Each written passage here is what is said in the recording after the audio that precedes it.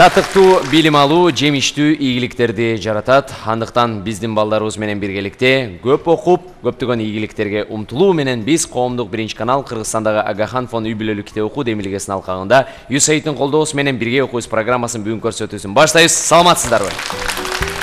Ардактуу телекөрүүчүлөрүбүз, бүгүнкү программабызда адаттагыдай эле мага жардам бере турган менин акылман досум Бомпош студиябызда. Салам, Бомпош. Салам, достор, кыздар жана балдар. Ай баракелде, Бомпош, сага бүгүнкү программабызга келген катышуучуларыбызды дароо эле мен тааныштырып коеюн. Альбина бүгүн эжекебиз Чынара менен келиптир. Чынара айымга болчоолор болсун. Альбина эжеси Чынара менен жашы 8-де. Окуган жери Бишкек шаары номер 32 мектеп. Жакшы көргөн сабагы математика, адабият. Окуган китептери адабий окуу, алтын жомоктор. 3 китептен жактырганы Шам бала. Келечекте прокурор болууну самайт. Кийинки катышуучубуз Эмир бүгүн бизге эжебиз Айпери менен келиптир. Саламатсызбы? Эмир эжеси Айпери менен жашы 9-да. Окуган жери Бишкек шаары номер 32 мектеп. Жакшы көргөн сабагы математика. Окуган китеби акылдуу бала жомогу. 3 китептен жактырганы Шам бала. Келечекте милиция болууну самайт. Айсана болчоолор болсун. Апабыз Наргизичке менен келиптирбиз. Саламатсыздарбы? Айсана апасы Наргиза менен жашы 8-де. Окуган жери Жетегүз району Кытай айылы Турдубек Тыйканбаев атындагы орто мектеби. Жакшы көргөн сабагы математика. Окуган китептери акылдуу бала, Шам бала.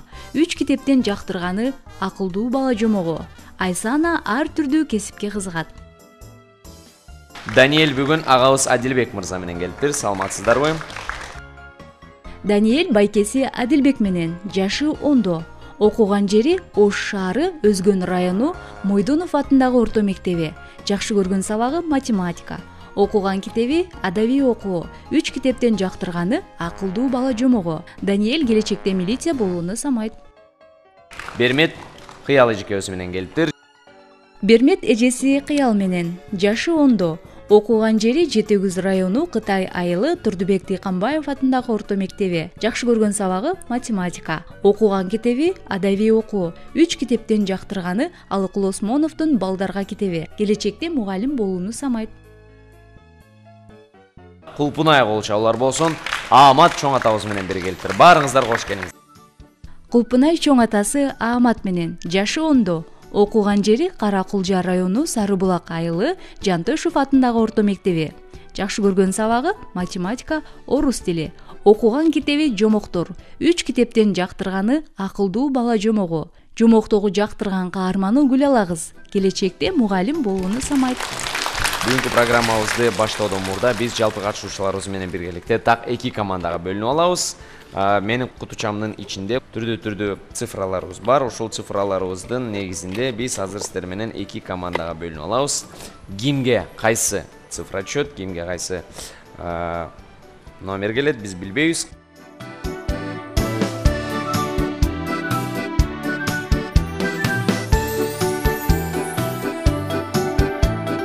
Баракелде, эми достор, баарыбыз ачалы.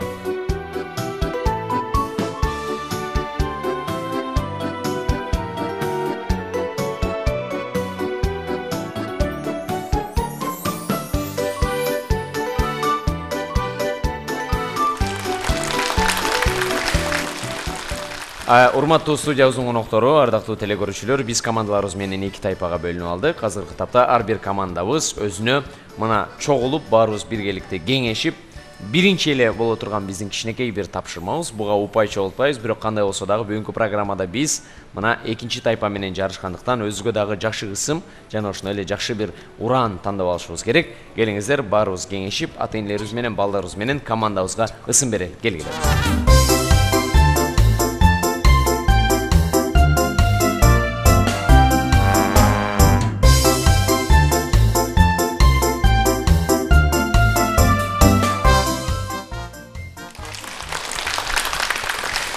Силердин командаңарды ким деп атадык? Ураныңар кандай? Биздин команданын аты Алга. Ураныбыз? Алга, атаандаштан калба. Келип Альбина өз командаңды тааныштырып өтсөң. Биздин командабыз Ынтымак. Ураныңар? Көп окуйбуз, ынтымакта болобуз. Альбина менен келгиле биздин катышуучуларыбыздан мына оң тараптан балким Бермет барып туруп, мына биздин такталарыбызга өз командаңардын ысымдарын жазып койгула.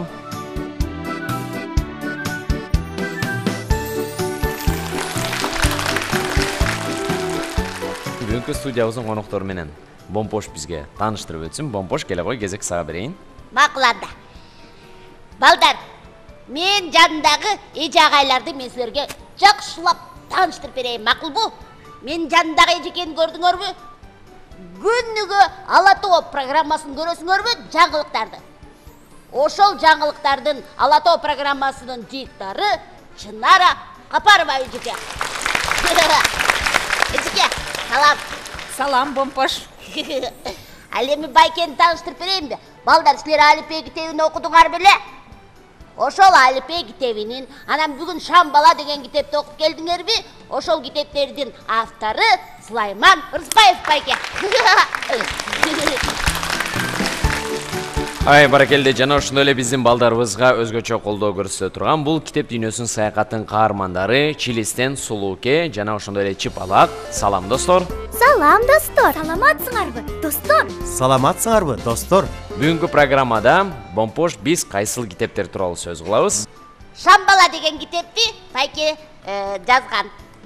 Анан деген кыргыз эл жомокторунан болсо Акылдуу бала дегенди окудум.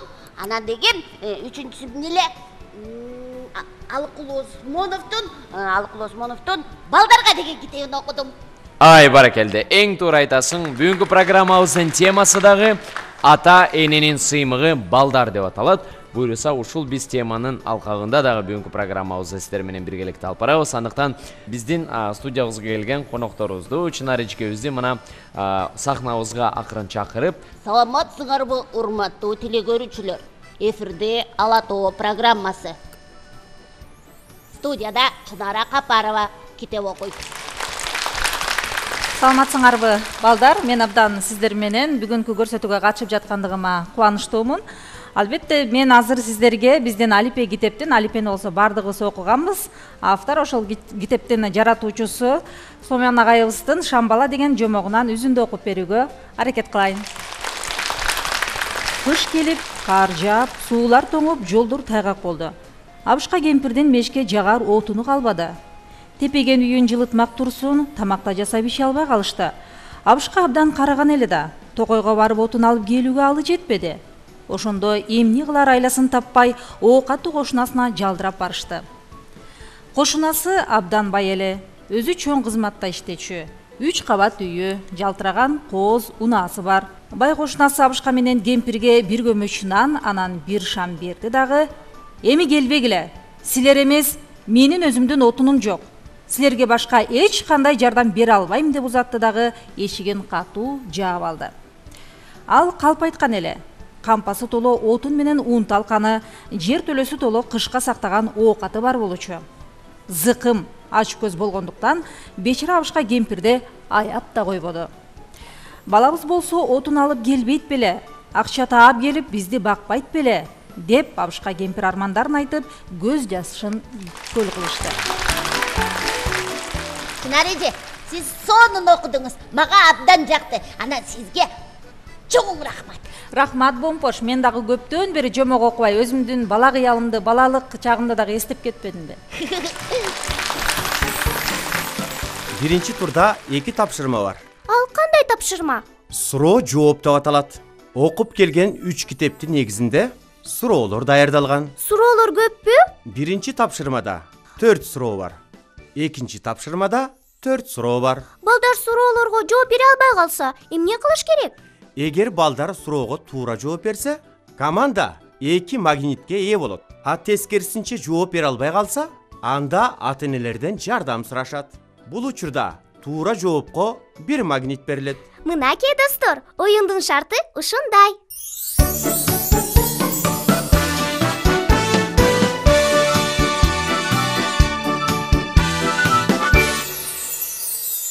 Шамбала чыгармасынан суроо. Кемпир чалдын бай кошунасынын ач көз зыкым экенин кайсыл жерден билүүгө болот?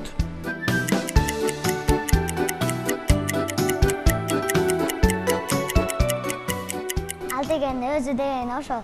Абышка кемпирге бир көмөчтан эле анан бир шам эле берип койду, анан башыма башка мага келбегиле деп айтты. Ал адамдын ордуна болгондо кандай кылат элеңер? Ана Абышкага отун бермек болчум, анан үйүнө барып, үйүн жылытып, тамактарын бышырып берет болчум. Эң туура.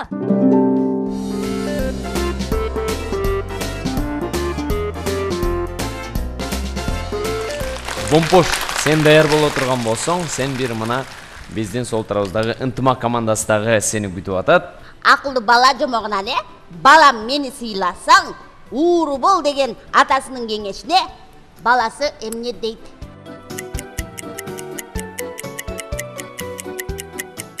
Ал бала тарынып, ата мен эмне адам кылам десеңиз, урулукту үйрөтпөңүз, адал иш кылайын десе атасы тарынат. Альбина туура жооп бердиби? Туп-туура жооп берди.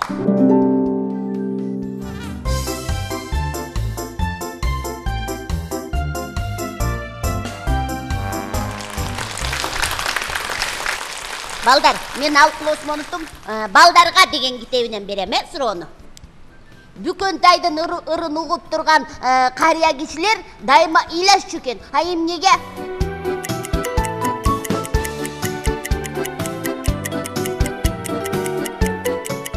Бөкөнтай бучук мурун 3 жашар кыз, бир күндө 100 жыгылып 100 басар кыз. Аз ыйлайт, борс-борс күлөт, көп да күлбөйт. Кемпир да 90 таза сүйлөйт, кыргыз да ачыр кантип кымыз ичет, кучак да уктап калат, бир жилигет. Анткени деген анын атасы деген каза болуп калган, ошондуктан элдин баары эле ыйлай беришет.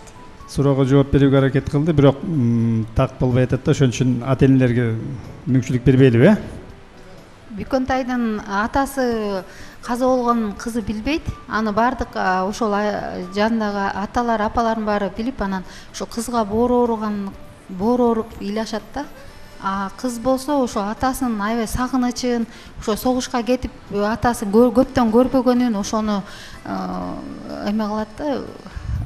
Өзүн борс-борс күлүп, бирок кээде көп күлбөйт деп ошо ырында айтылат да, ошо кыз жөнүндө. Өзү көп күлсө да, бирок ошо атасынын көрбөгөн сагынычын билгизип турат да. Ошо атасы эртерээк келсе экен деп кыздын сагынганын айтып, ошон үчүн кейип атышат да. Мындай болсо туура жооп.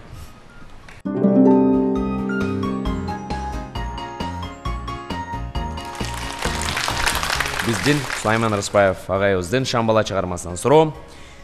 Кемпир чал Шамбаласына кел биздин койнубузга жат дегенде, Шамбала эмне деп айтат? Мен ата апа, мен силердин жаныңарга уктай албайм. Силердин койнуңарга жатсам төшөгүңөр күйүп кетет. Ооба, дал ушундай.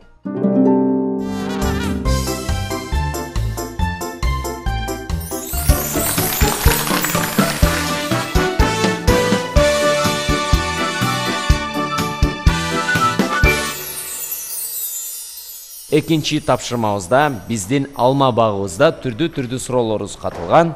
Ошол суроолорго дагы туура жооп бергенге баарыбыз аракеттенебиз. Силерге ийгилик каалайм. Кол шабуулар.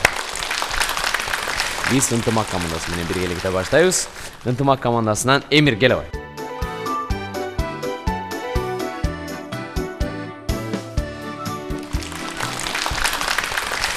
Акылдуу бала жомогунан суроо. Атасы өз катасын түшүнгөндөн кийин баласы эмне деди?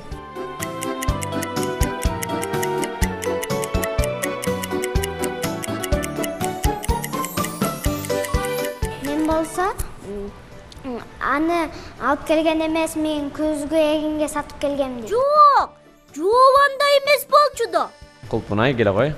Баласы атасына урулук жаман иш деп айтат. Ой, сен шашып кетпедиңби? Эми менин оюнча ата энелерден кесе калат окшойбуз, келиңиз. Ата энелерден сурап көрөм. Суроону жакшылап угабыз. Атасы өз катасын түшүнгөндөн кийин баласына эмне деп айтат?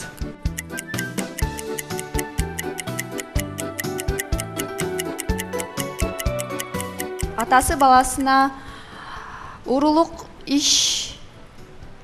кылып курсак тойгузганча адал иш менен эмгек кылган туура деп жооп берет. айтат ооба баласы. Атасы баласына ушинтип айтат, Ооба. Эми балдардан көрөкчү мындай силер толугураак жооп берсеңер дагы жакшы болмок мында. Так эле жооп берсеңер болмок да. Баласы ууру кылбай эмгек менен таап келгендигин айтыш керек болчу да. Уурлук жаман иш турбайбы? Сен бузук жолго түшпөй, түзүк жолго түшүп акылдуулук кылганыңа ыраазымын балам деп айтып атпайбы? Бул жооп так эмес деп эле айталы, Даниэль келе кой.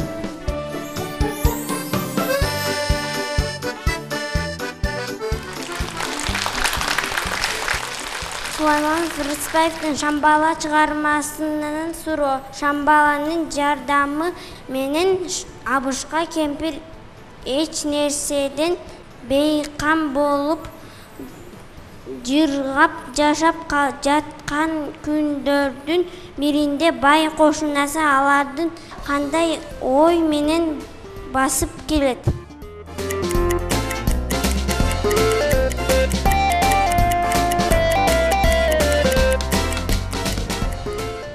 Бермет ким жооп берет? Даниэль жооп берет. Белки бай болсо үйүндө курсак ачып өлүп калса керек эми эле үйүн трактор менен айдатып салам деп ойлонуп киргенде касасына толтурат тамак өздөрү курсак тоюп плед жагын алып жатышат экен. Эң туура.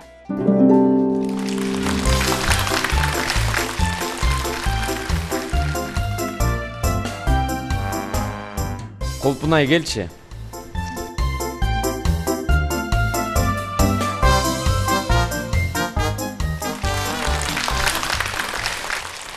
Осмоновдун балдарга китебинен суроо. Балдар менен турналар ырында балдардын эй каркыра турналар күнөөс жерде эмнең бар деп суроого кандай жооп айтышат?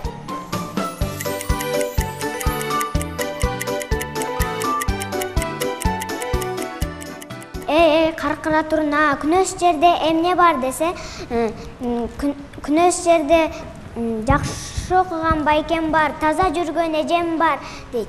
Азамат, жакшы окуп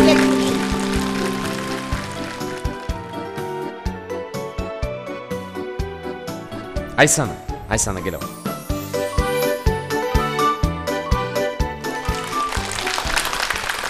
Акылды бала жоногунда суроо эт түгөнүп алар кайрадан таразага түшкөндө атасы мурдагындан арыктап кеткени байкалат. Таң калган атасы баласынан бул кандайча деп сурайт. Ошондо бала эмне деп жооп берет?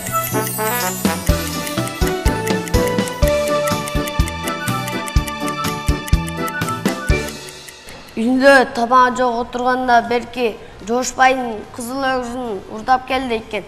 Баласы жок дейт. Урдап келгенде урдап келбесең үйгө киргизбей койгом дейт. Барып күзгү эгинге сатып келет экен. Келгенде берки атасы олдо Жошбай келип калат деп коркуп жегенде берки баласы айтат экен. Ата, сиз коркуп жеген болчусуз.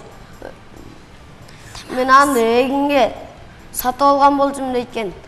Бир жумадан таразага түшөт экен. Атасы түшсө 2 кило неле? 2 кило 2-3 неме кило арыктап калат экен. Кадакка. 2-3 кадака арыктап калат экен. Белки баласы болсо 6 карышка семирип кетет экен. Анан атасы айтат да, эмнеге мындай деп баласына сурап бергенде, баласы эмне деп жооп айтат? Мен жооп коймойм. Ата сиз коркуп жеген болсуз. Мен болсо берки күзгү эгинге сатып келген болчумун дейт экен. Анан мен коркпой жеген болчумун дейт экен. Сиз коркуп жеген болчусуз. Анан мен адал алганым үчүн не дейт? Жегеним не дейт? Жеген маш болот дейт. Ай бар. Азамат толук сонун жооп берди.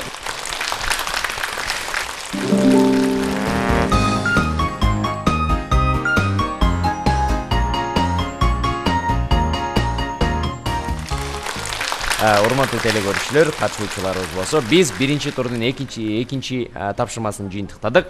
Азыркы тапта Ынтымак командасында 6 упай, Алга командасында болсо 7 упай бар экен. Кана балдар, азыр жакшылап менин сүйүктүү китебим рубрикасына көңүл бурабыз.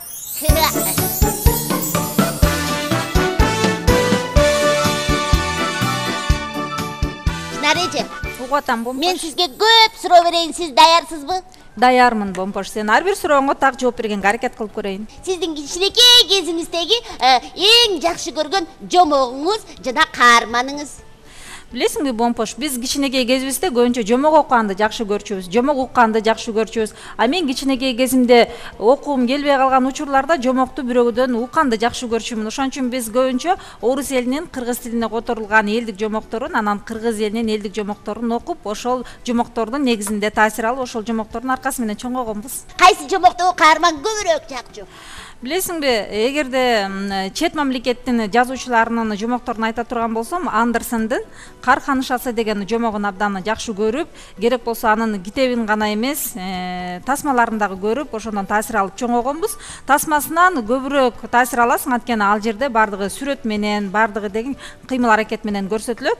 Ошондогу Кар ханышасынын ички дүйнөсүнүн ушунчалык сууктугу, анан баягы кичинекей Герда менен Кайдын ошондогу каармандыгы мага абдан чоң таасир калтырган. Анан эң биринчи окуган кичинекей аңгемем бул Ырыс алды ынтымак болчу. Ошол Ырыс алды ынтымак деген чыгарманы окугандан кийин бул ынтымак бардыгын жеңет турбайбы, эч ким менен урушпаш керек экен, кошуна кыздар менен ынтымактуу болушум керек экен, ошондо мени эч ким бөлүп жарбай турбайбы деп мен ошондо эң биринчи жолу ынтымак эмне экенин түшүнгөн болчумун. Сизге кичинекей кезиңизде ким менен чогуу отуруп алып, анан китеп окуган жакчу? Менин чоң апам бар болчу, аты Жамиля болчу. Ошол чоң апам абдан көп жомокторду билчү экен. Анан ошол киши дайыма бизди уктаар алдыбызда жомокторду апасынан, атасынан уккан көп илгерки жомокторду айтып берчү эле. Анан кийинчерээк мен мектепке барып калган жылдары өзүмдүн апамдын колуна келдим. Ошол апам мага мектептен кандай тапшырма берилсе, ошол мектептин программасындагы жомокторду окуп бергенге аракет кылчу.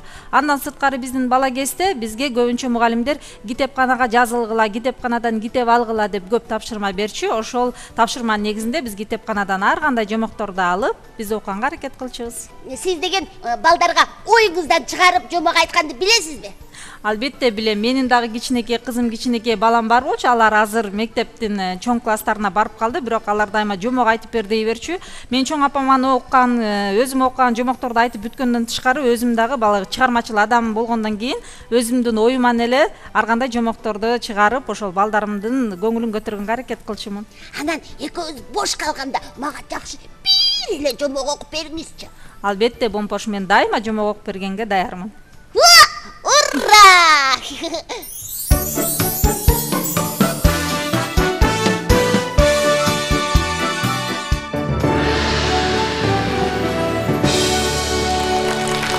Саламатсыздарбы, сүйүктүү теле көрүүчүлөрүбүз, коомдук биринчи каналда бирге кой шоу программасын көрүп жатасыздар. Бүгүнкү биздин программабызда эки мыкты командабыз азыркы учурда таймашып акылдарын таразага салып, мына жарышып аткан кезибиз. Балдар, анда эмесе дагы бир рет баарыңарга ийгилик каалайм.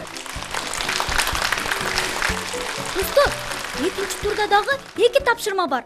Силер окуп келген 3 китептин негизинде оюн түрүндө тапшырмалар берилет.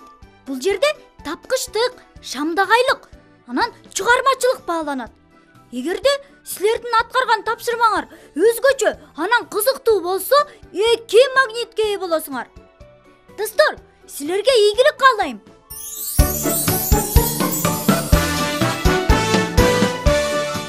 Ар бир команда өзү Сулайман Рыспаев агайыбыздын Шамбала деген чыгармасын кандай элестетесиңер? Шамбаланы кандай элестетесиңер? Ошол чыгарманы кандай түшүндүңөр? Ошону биз кагаз бетине түшүрүп тартканга аракет кылабыз. Түшүнүктүүбү? Шамбала чыгармасын силер кандай түшүндүңөр? Ошонун баарын биз серепчилерге айтып беребиз. Анда эмесе биз так 2 мүнөт убакыт берели дагы бүт командаларды чакырам, келиңиздер.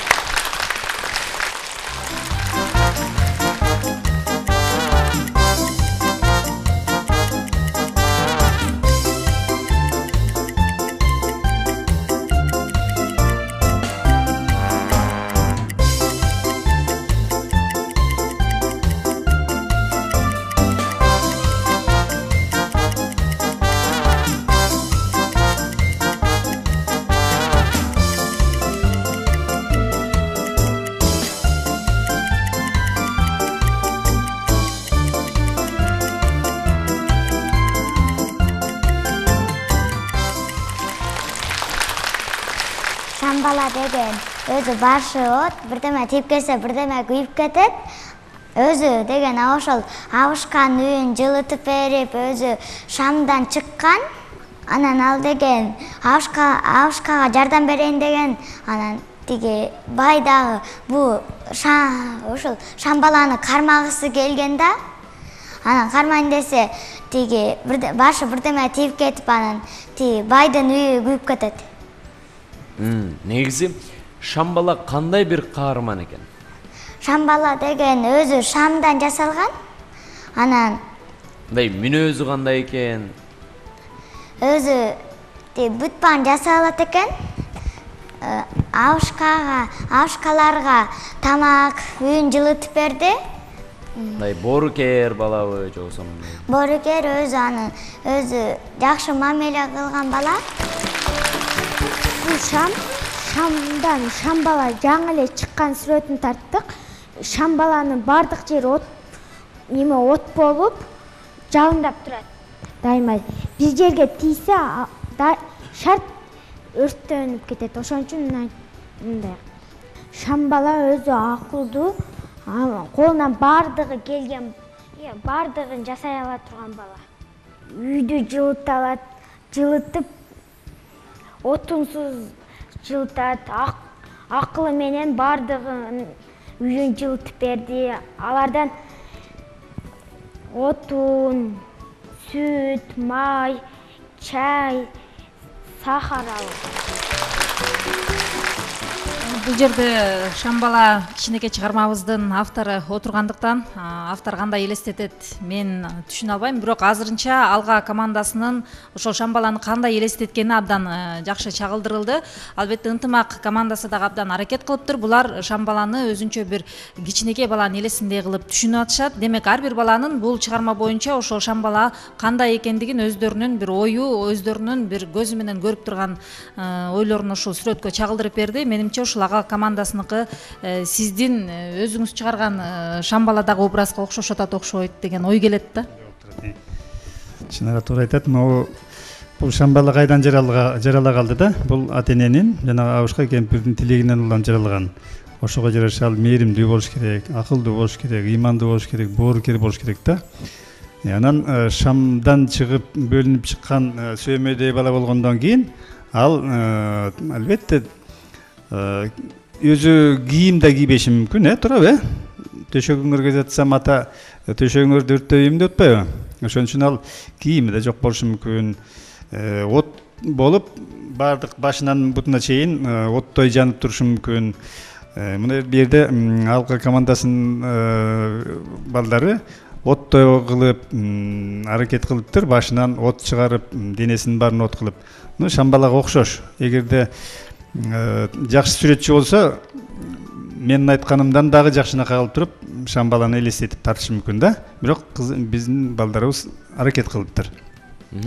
Ынтымак командасында балдарыбыз дагы ошол шамбаланы элестетиптир, бирок баягы түзүлүшүн, бирок жан дүйнөсүн, мындай көрүнүшүн анча элестете албаптыр да. Ошон үчүн Алга командасына Алга деп айтып тургандай эле алдыга бир упай ашыгыраак берелик. 2 упай берели да. Ынтымак командасына 1 упай берсек кандай дейсиңер, Ушундай кылалыбы? Алга командабызга берген упайларыңыз. Ал эми ынтымак командасына.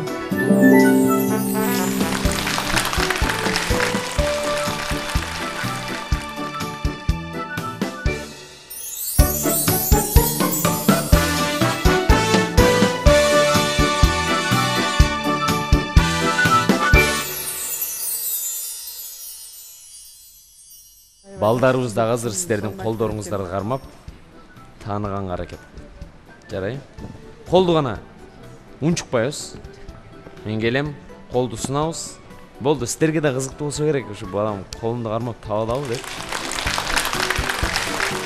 Альбина келе кой. Альбина, азыр сен колдорду бир эле колуң кармап, башка эчтекесин кармап, колуң кармап, ушул менин апамбы же эжемби деп тааныганга аракет кыласың, түшүнүктүүбү? Так. Бул ким? кармайбыз. Бул эжем эмес дейт.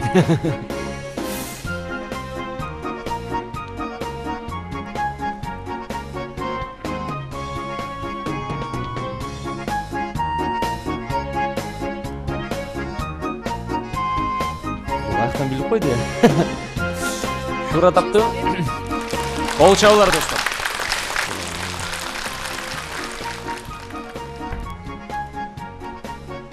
Железный көрбек. Ана.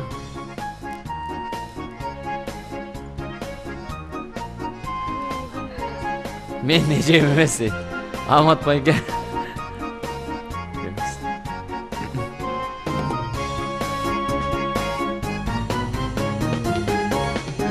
Мана бұл менин эжем дейт. Эжебиси туура тапты.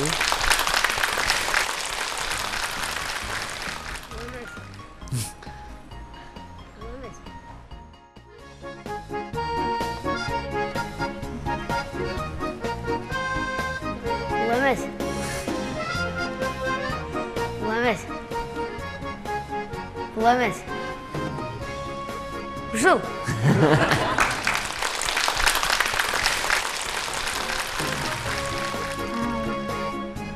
Ушул?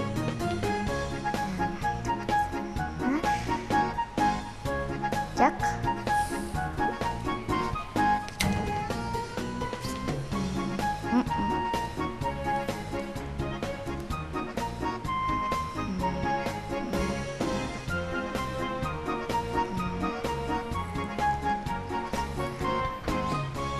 Жак.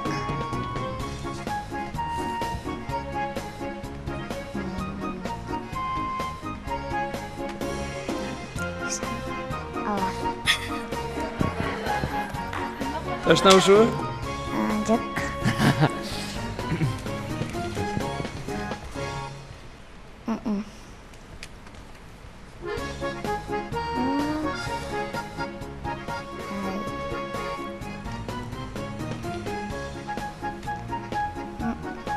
Ушул?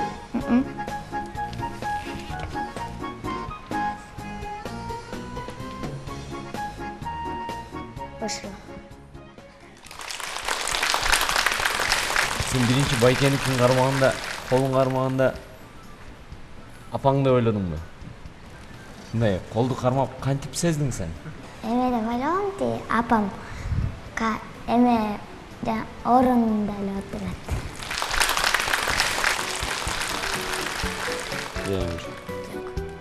А? Ошо. А? Жок.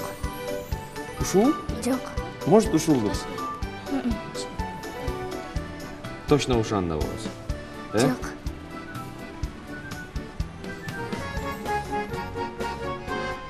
Бул да эмес. Точно ушул окшойт. Ооба, ушул. Эмире ушул, э? Жок.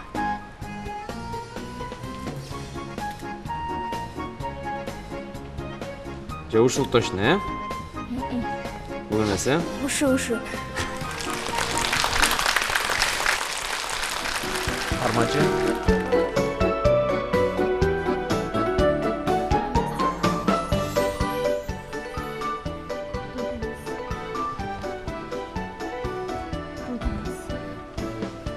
Токтоп тур.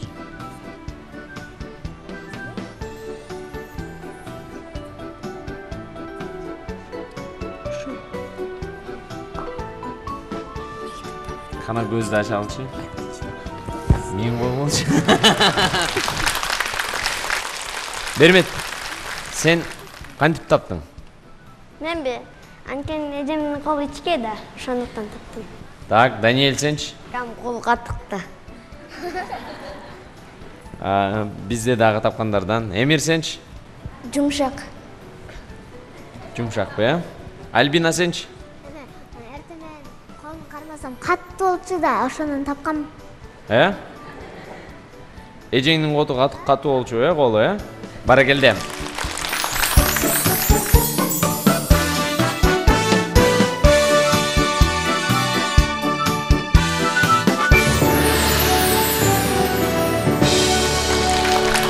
Ардактуу телекөрүүчүлөр, урматтуу достор, биз Бомпош менен биргеликте бүгүнкү катышуучуларыбыз менен финалга дагы келдик. 3-чү турда силерге логикалык суроолор берилет. Суроолор оюн түрүндө болот. Кайсы команданын оюнчулары шамдагай болсо, ошол команданын оюнчулары суроого жооп бергенге мүмкүнчүлүк алат. Ийгилик каалайм, достор. 1, 2, 3, башталды.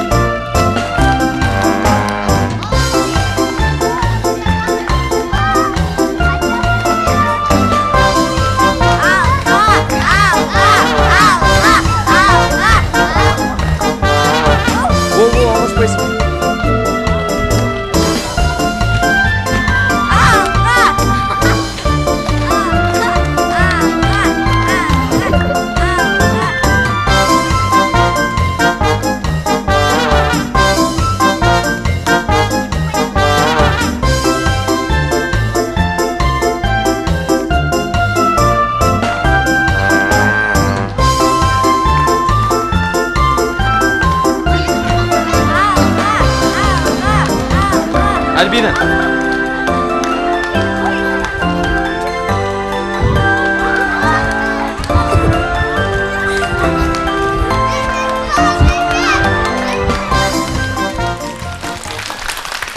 Азыр Алга командасы биринчи келгени менен жолдо бара жатып тартип бузуу болуп кетти. Ал эми Ынтымак командасы анын артынан келди, бирок тартип бузуу болгон жок. Бул жерде калыс болуш үчүн мен ойлойм бир суроо менен чектелели. Ошол суроого ким кайсы команда туура жооп берсе, ошону биринчи деп баалайлы. Суроону болсо агайыбыз берип койсун. Балдар, чыпалак бала деген жомокту окудуңар беле? Алга командасынан окудуңар беле? Ошондо чыпалак бала карышкырды кантип ит кылат? Мен деле жооп берейин. Бомпош. Чыпалак бала деген Бомпош жооп берем деп атты. Энесине деген карышкырдын ичине туруп алып кыйкыра берет. Анан карышкырдын адамдар союшат. Сойгондо чыпалак бала чыгат. Ой, карынында калып калат чыпалак бала. Алга командасынын капитаны негизинен окуяны айтты, бирок ошондо айтып атпайбы? Карышкыр чыпалак баланы жутуп алат эмеспи? Ошондо чыпалак бала, карышкыр качууга аракет кылат, бирок чыпалак бала карышкырдын ичинде экендигин айтып, кыйкырып кирет. Ошондо ал айласы кеткенде, ушундан көрөкчө карышкыр болбой эле адамдарга ит болуп алайын деп анан үйүнө келет, Ушундайбы, Бомпош? Туп-туура. Мен дагы ушинтип окугам. Ошон үчүн эмне кылалы? Ошон үчүн бала туура эле жооп берди. Демек, бал бере берсек. Бал берели, макул берели. Экинчи командага, Ынтымак командасына берейин. Абышка кемпирдин көмөчү деген жомокту билесиңерби? Ошондо көмөч эми үчүн Абышка кемпирдин үйүнөн качып кетти. Аны да билем. Билет экен, Угалы Бомпош? Ооба. Анда жооп берсин. Анткени ал пышкандан кийин Абышка кемпир сен ал деп неме мушташып атканда көмөчкө путу тийип кетет бирөөсүнө. Ошондо качып кетет. Эмне үчүн ал кантип ал очоктон качып кетип калды? Жок, андай эмес. Бомпош, туура эмес болуп калдыбы? Анда өзүң айтып көрчү. Менин оюмча, ал экөө мен сакалым күйөт, жок, менин жолугум күйөт деп экөө ошентип туруп, анан кемпир буту менен теп жиберет. Тепкенде Анан көмөч томолонуп качып кетет, Толук болбой калгандыгы үчүн Ынтымак командасына 1 упай берели, аракет кылгандыгы үчүн.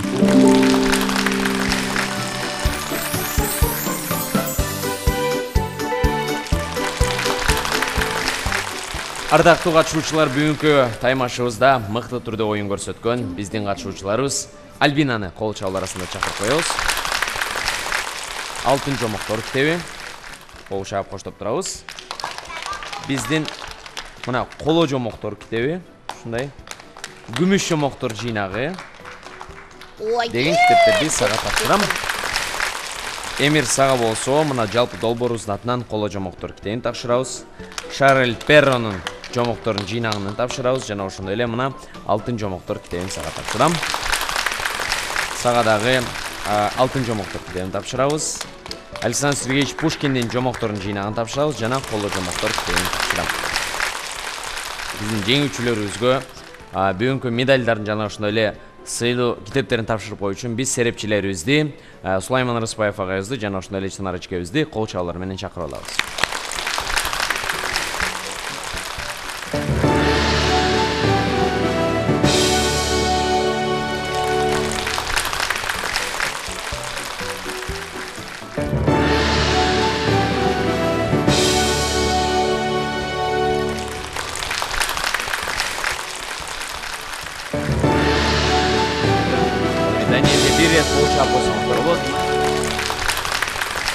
Сүйүктүү телекөрүүчүлөрүбүз, бүгүнкү программабызда бизге мыкты түрдө көмөк көрсөткөн биздин досторубузга мына акыл кошуп, акырындап түрдүү жактарынан китепке түртүп турган китеп дүйнөсүнүн саякаттын каармандары Сулууке, Чыпалак жана Чилистен менен алгач коштошуп алайын. Саламатта калгыла, достор. Саламатта калгыла, достор. Саламатта тургула.